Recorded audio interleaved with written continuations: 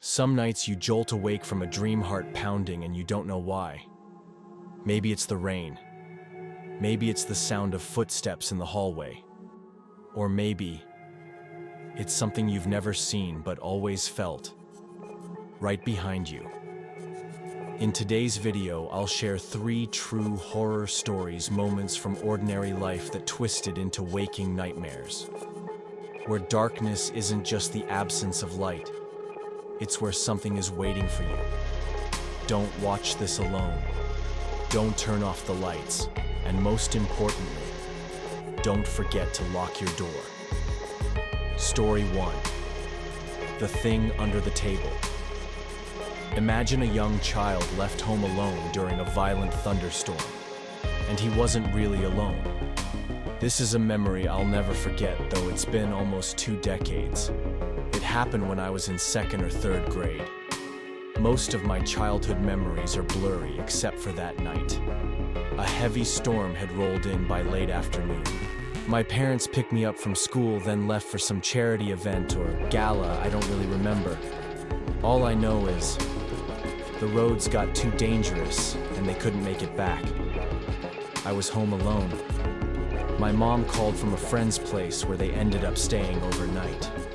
She sounded worried, reminding me to lock every door, close the curtains, and leave the living room light on. I was little, but honestly, I was kind of excited. No one to watch me. I could eat candy and watch cartoons all night. I curled up on the sofa with a giant bowl of candy.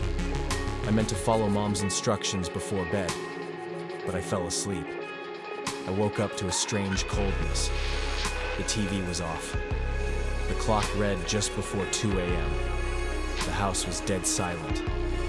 But something was off. The air felt weirdly cold, like a breeze had swept through. Remembering what Mom said, I got up and checked every door.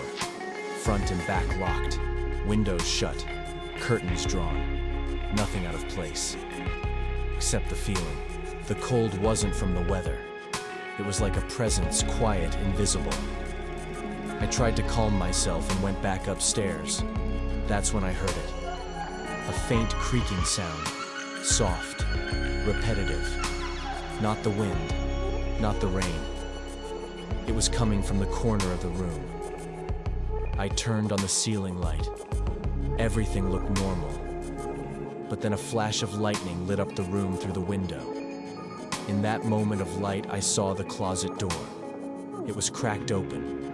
I was sure, absolutely sure, I had closed it earlier.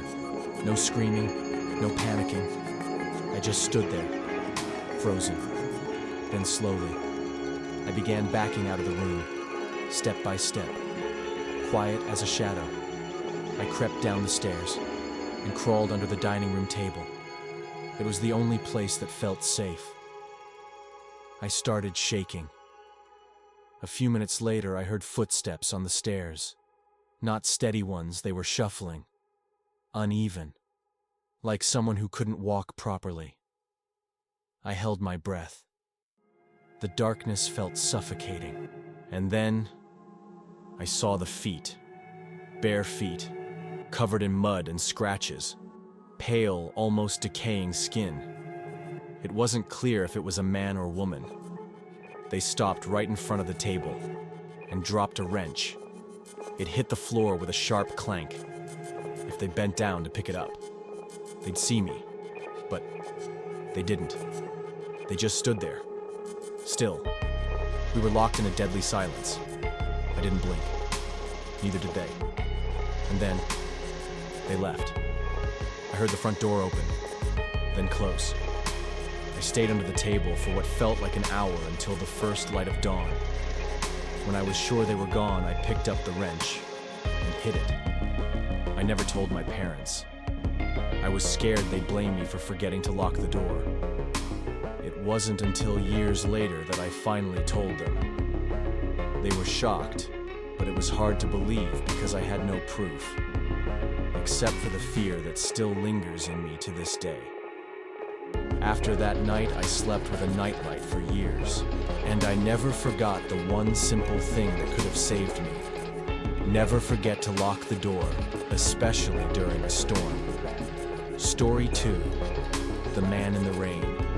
Some rainy nights seem peaceful, but they can hide horror beneath the surface. And sometimes the thing you think you're saving is the thing trying to kill you.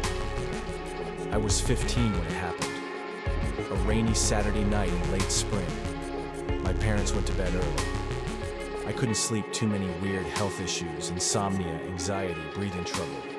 No fan, no white noise. I needed silence to sleep.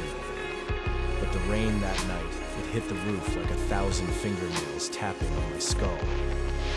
After tossing and turning, I did what I always did. I went for a walk in the rain. Our house bordered a large park. The streetlights were bright. The neighborhood was quiet.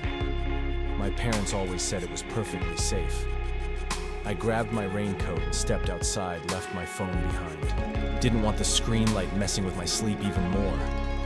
Outside, everything felt surreal.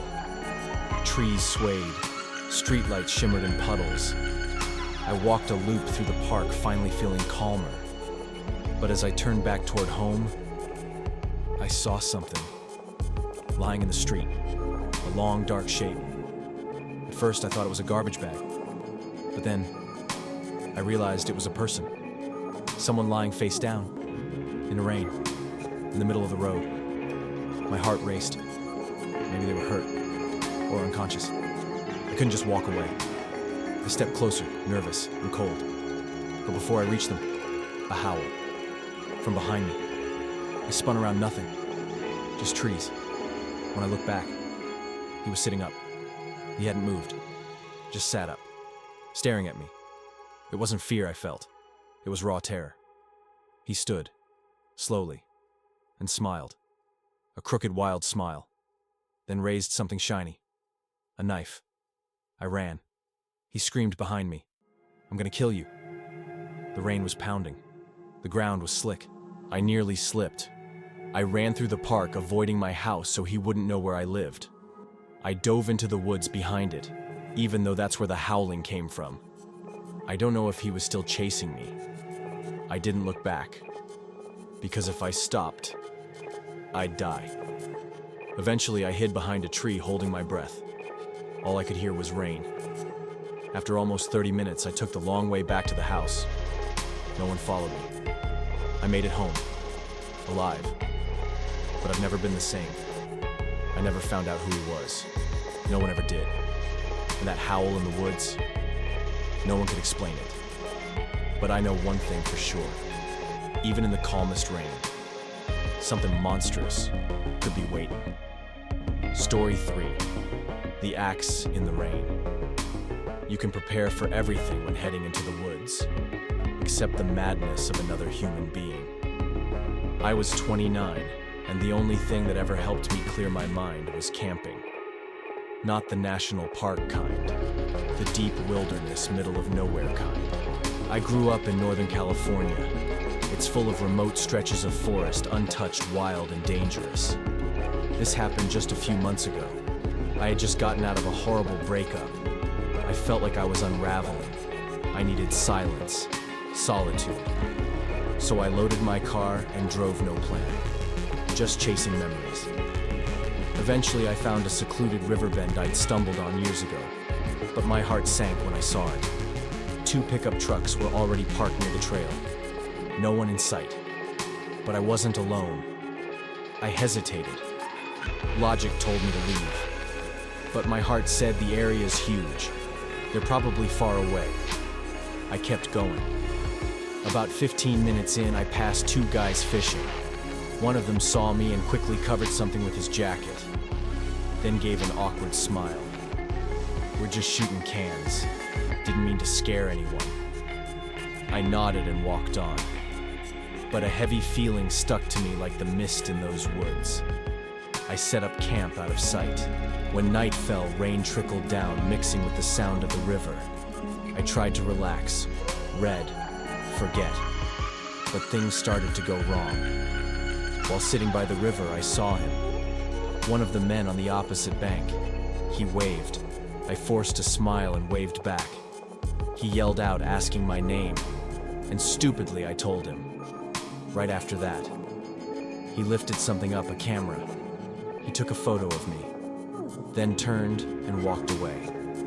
Back in my tent, I locked everything up and prayed for morning. But near midnight, I heard footsteps, not animals, human. They circled my tent, slowly, deliberately. I didn't move. Quietly reached for the pistol hidden near my sleeping bag. I unzipped the tent, shining my flashlight. He was there, the man with the camera, standing just a few steps away, one hand holding an axe, the other hidden behind a tree.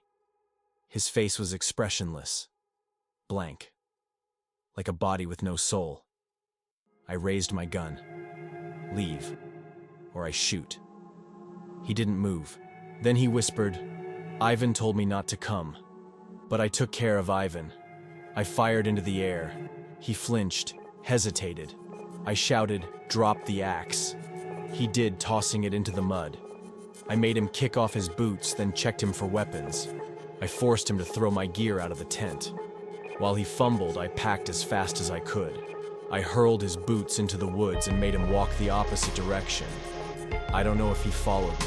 I didn't stop to check. I ran, through the rain, through the trees. My heart pounding like death itself was chasing me. When I got back to my car, both trucks were still there. I didn't stop. I drove like a madman.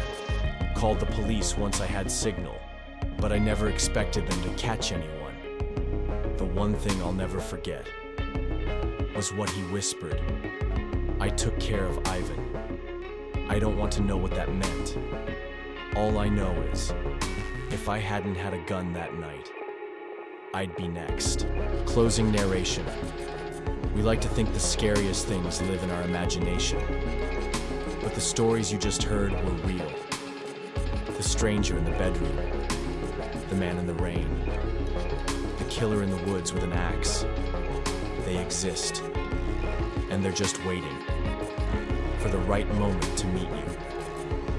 If you want to hear more true scary stories like these, hit like, subscribe, and turn on the notification bell before something else finds you first. See you again, if you're still awake.